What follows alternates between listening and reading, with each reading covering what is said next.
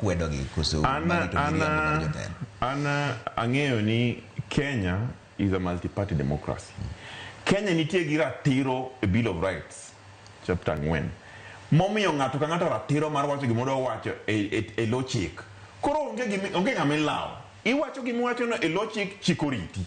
To kani po nitiere giminono mani timo, to chika ka mkondo mari ti nono to weche no rumo. To an gima dako jo kanyanam. Sani onego koro wariure.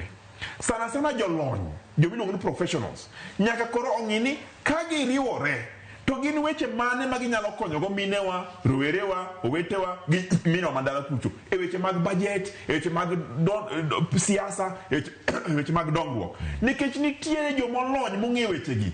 Koro kiseng'e ni gini ber, titero wach ne jodala utiko ni turwa wan kwa nyok weche gi. To weche ni dhi konyowa kama, weche dhi konyowa kama mondo iyaw wi jou. Jogweng' moko wigi oyawore nikech gin gi jolony matero weche. Wadhi ir wadai kacho kone jatelo.